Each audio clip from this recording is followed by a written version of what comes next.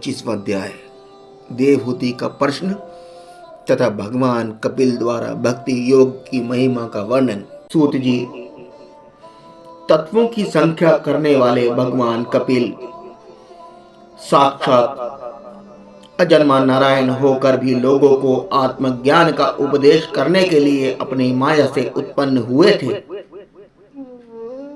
मैंने भगवान के बहुत से चरित्र सुने हैं, तथापि इन योगी प्रवर पुरुष श्रेष्ठ कपिल जी की कीर्ति को सुनते सुनते मेरी इंद्रियां तृप्त नहीं होती।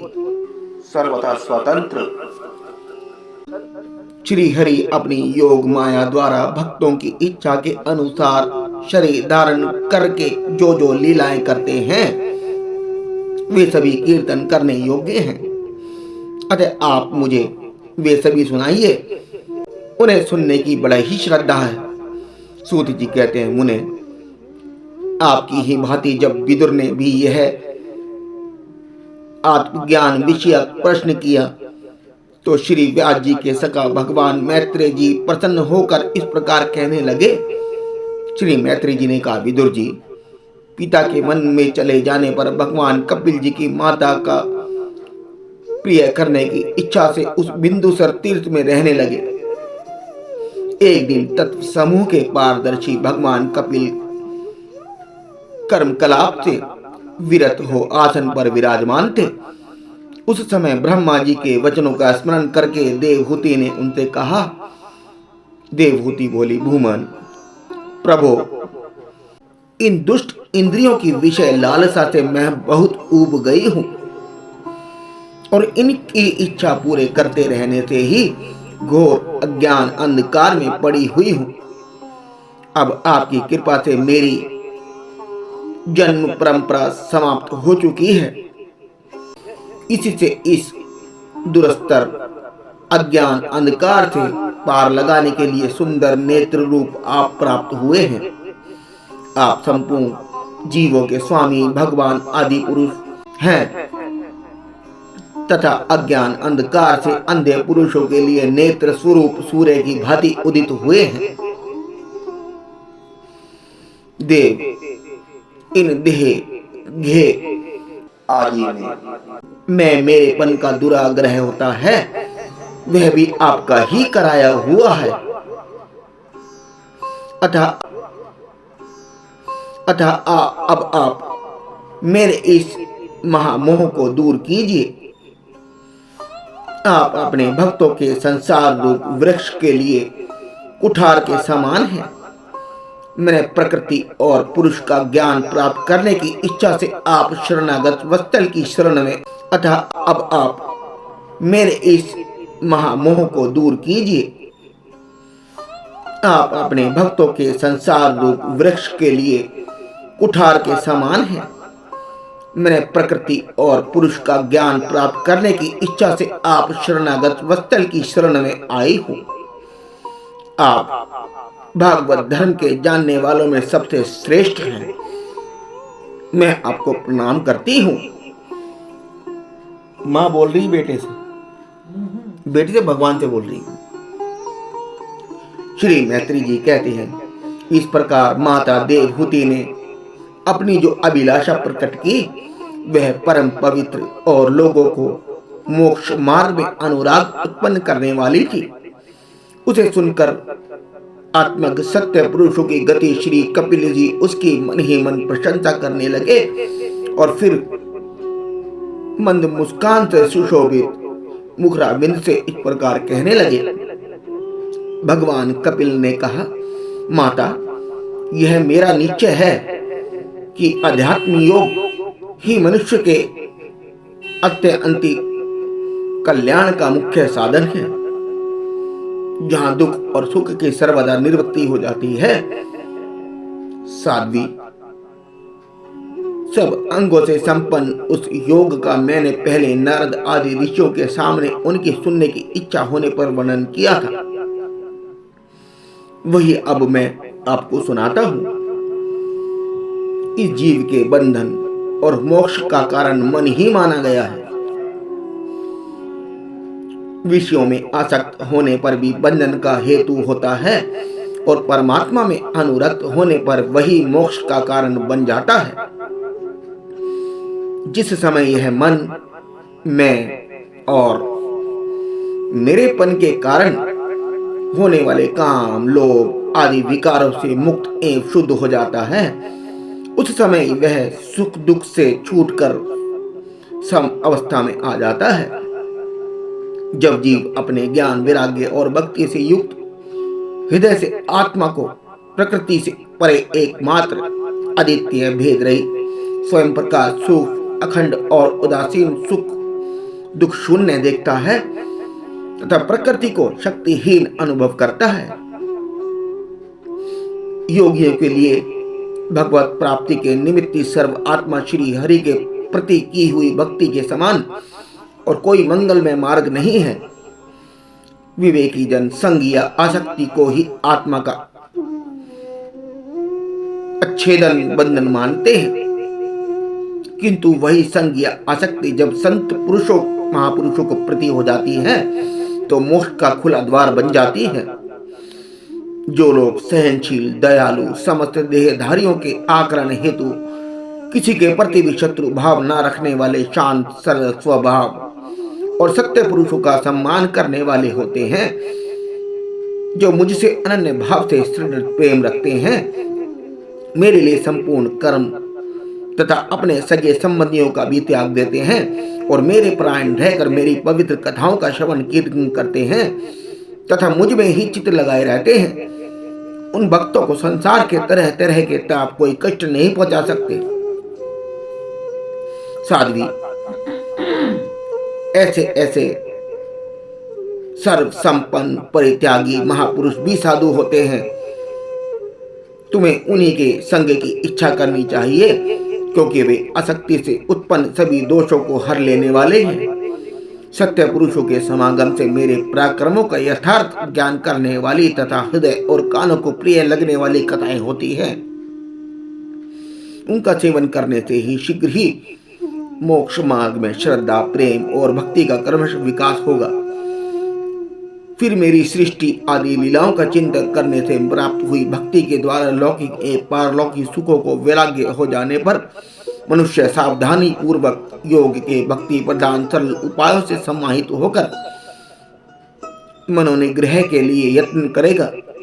इस प्रकार प्रत्येक गुणों से उत्पन्न हुए शब्द आदि विषयों का त्याग करने से, वैराग्य युक्त ज्ञान से, योग से और मेरे प्रति की हुई सरल भक्ति भाव से मनुष्य मुझ अपने अंतर आत्मा को इसी देह में ही प्राप्त कर लेगा। देवहूति ने कहा, भगवान, आपकी समुचित भक्ति का स्वरूप क्या है और मेरी जैसी अबलाओं के लिए कैसी भक्ति ठीक है, जिससे कि मैं सहज में ही आपके निर्वाण पद को प्राप्त कर सकूं। निर्वाण स्वरूप प्रभु, जिसके द्वारा तत्व ज्ञान होता है और जो लक्ष्य को भेदने वाले बाण के समान भगवान की प्राप्ति कराने वाला है, वह आपका कहा हुआ योग्य कैसा है और उसके कितने अंग हैं। हरे, यह सब आप मुझे इस प्रकार समझाइए जिससे कि आपकी कृपा से मैं मंदमती स्त्री जाति भी इस दुर्बोध विषय को सुगमता से समझ सकूं। श्री मैत्री जी कहते हैं, विदुर जी, जिसके शरीर से उन्होंने स्वयं जन्म लिया था, उस अपनी माता का ऐसा अभिप्राय जानकर कपिल जी के हृदय में स्नेह उमड़ आया और उन्होंने प्रकृति आदि तत्वों का निरूपण करने वाले शास्त्र का, जिसमें सांख्य कहते हैं, उपदेश किया। साथ ही भक्ति विस्तार एवं योग का भी वर्णन किया। श्री भगवान ने कहा, माता, जिसका चित्त एकमात्र भगवान में ही लग गया है, ऐसे मनुष्य की वेद विहित कर्मों में लगी हुई तथा विषयों का ज्ञान कराने वाली कर्मेंद्रिय एवं ज्ञानेन्द्रियां, दोनों प्रकार की इंद्रियों की जो सत्व मूर्ति श्री हरि के प्रति स्वाभाविक प्रवृत्ति है, वही भगवान की हेतु की भक्ति है। यह मुक्ति से भी बढ़कर है, क्योंकि जेठरानल जिस प्रकार खाए हुए अन्न को पचाता है, उसी प्रकार यह कर्म भी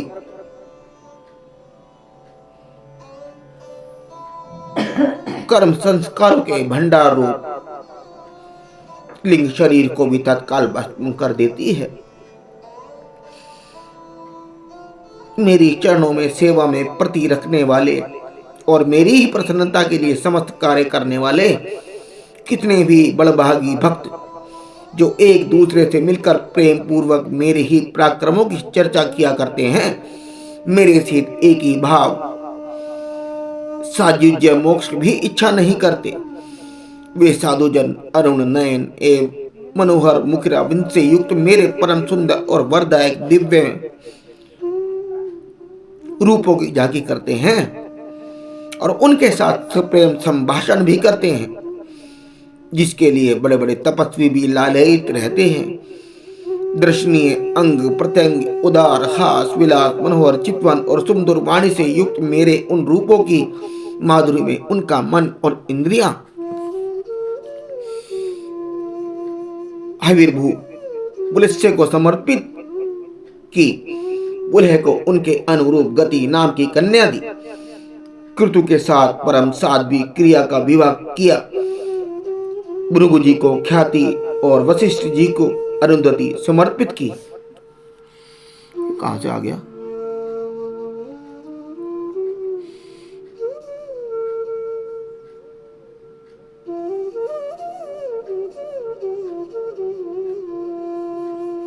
हाँ ये ठीक है।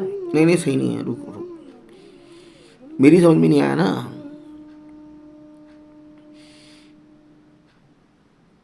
आज ये की भी इच्छा नहीं करते। माँ ये बोल रहा, माँ वे साधुजन अरुण नयन एवं मनोहर मुखरा बिंदु से युक्त मेरे परम सुंदर और वरदायक दिव्य रूपों की झांकी करते हैं और उनके साथ सप्रेम संभाषण भी करते हैं, जिसके लिए बड़े बड़े तपस्वी भी लालयित रहते हैं। दर्शनीय अंग प्रत्यंग उदार हास विलास मनोहर चितवन और समुद्र वाणी से युक्त मेरे उन रूपों की माधुरी में उनका मन और इंद्रियां हविर्भू पुलिस को समर्पित की।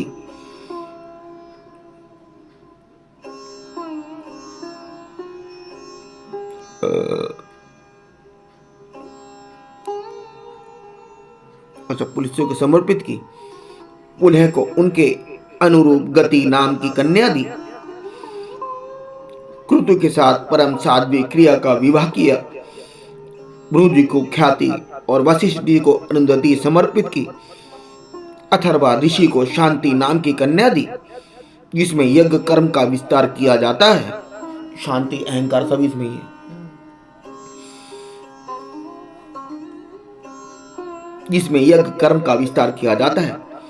कर्दम जी ने उन विवाहित ऋषियों का उनकी पत्नियों के सहित खूब सत्कार किया।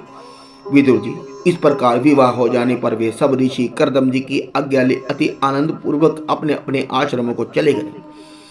कर्दम जी ने देखा कि उनके यहाँ साक्षात देवादिदेव श्री हरि ने ही अवतार लिया है, तो वे एकांत में उनके पास गए और उन्हें प्रणाम करके इस प्रकार कहने लगे, अहो, अपने पाप कर्मों के कारण इस दुखमय संसार में नाना प्रकार से पीड़ित होते हुए पुरुषों पर देवगण तो बहुत काल बीतने पर प्रसन्न होते हैं, किंतु जिनके स्वरूप को योगी जन अनेकों जन्मों के साधन से सिद्ध हुई श्रीदृढ़ समाधि के द्वारा एकांत में देखने का प्रयत्न करते हैं, अपने भक्तों की रक्षा करने वाले वे ही श्री हरि हम विषय लोलूप के द्वारा होने वाली अपनी अवज्ञा का कुछ भी विचार न कर आज हमारे घर अवतरीण हुए हैं।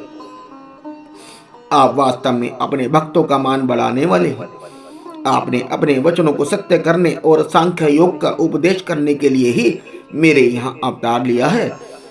भगवान, आप प्रकृत रूप से रहित हैं। आपके जो चतुर्भुज आदि अलौकिक रूप हैं, वे ही आपके योग्य हैं। तथा जो मनुष्य सुदृढ़ रूप आपके भक्तों के प्रिय लगते हैं वे भी आपको रुचिकर प्रतीत होते हैं।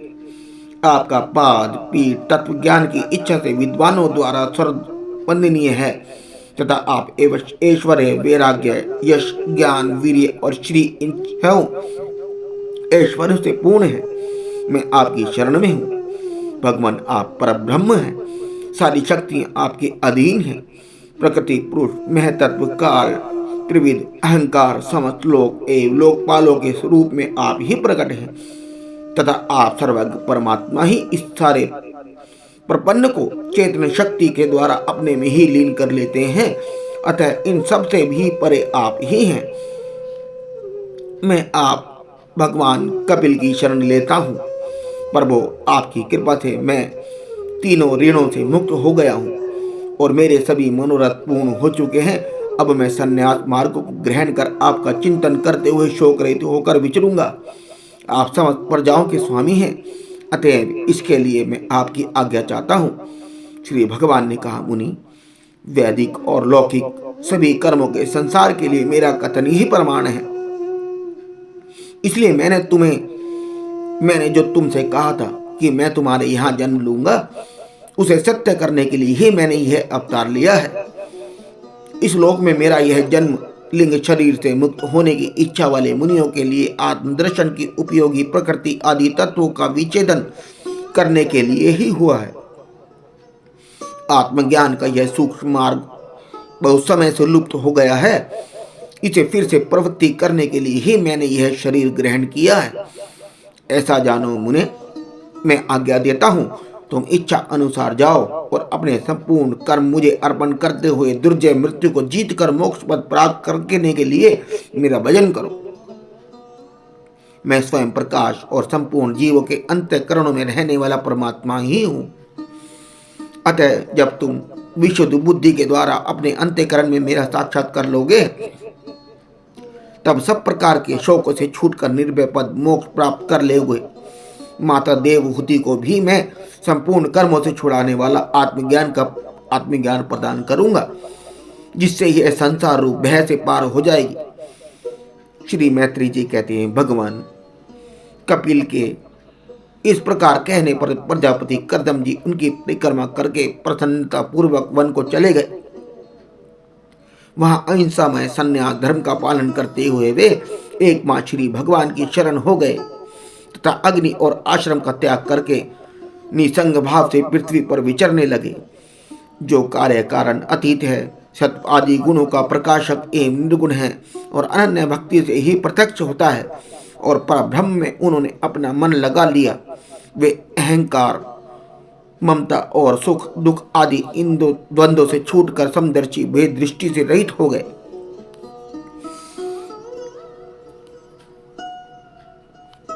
हो फंस जाती है, ऐसी मेरी भक्ति न चाहने पर भी उन्हें परम पद की प्राप्ति करा देती है। अविद्या की निवृत्ति हो जाने पर यदि वे मुझ मायापति के सत्य आदि लोगों के भोग संपत्ति भक्ति की प्रवृत्ति के पश्चात स्वयं प्राप्त होने वाली अष्ट सिद्धि अथवा वैकुंठ लोक के भगवदीय ऐश्वर्य का भी इच्छा नहीं करते, तथापि मेरे धाम में पहुंचने पर उन्हें ये सब विभूतियां स्वयं ही प्राप्त हो जाती हैं। जिनका एकमात्र मैं ही प्रिय आत्मा पुत्र मित्र गुरु सुहद और इष्ट देव हूँ, वे मेरे ही आश्रय रहने वाले भक्त जन शांति में वैकुंठ धाम में पहुंचकर किसी प्रकार भी इन दिव्य भोगों से रहित नहीं होते और ना उन्हें मेरा कालचक्र ही ग्रस सकता है। माता जी, जो लोग इहलोक परलोक और इन दोनों लोकों में के साथ जाने वाले वासना में लिंग देह को तथा शरीर से संबंध रखने वाले जो धन पशु एवं ग्रह आदि पदार्थ हैं, उन सब को और अनन्य संग्रह को भी छोड़कर अनन्य भक्ति से सब प्रकार मेरा ही भजन करते हैं। उन्हें मैं मृत्यु रूप संसार सागर से पार करा देता हूँ। मैं साक्षात भगवान हूँ, प्रकृति और पुरुष का भी प्रभु हूँ तथा समस्त प्राणियों का आत्मा हूँ। मेरे सिवा और किसी का आश्रय लेने से मृत्यु रूप माँ भय से छुटकारा नहीं मिल सकता। मेरे भय से वह वायु चलती है, मेरे भय से सूर्य तपता है, मेरे भय से इंद्र वर्षा करता और अग्नि जलाती है तथा मेरे ही भय से मृत्यु अपने कार्य में प्रवृत्त होता है। योगी जन ज्ञान वैराग्य युक्त भक्ति योग के द्वारा शांति प्राप्त करने के लिए मेरे निर्भय चरण कमलों का आश्रय लेते हैं। संसार में मनुष्य के लिए सबसे बड़ी कल्याण प्राप्ति यही है कि उसका चित्त तीव्र भक्ति योग के द्वारा मुझ पर लगकर स्थिर हो जाए।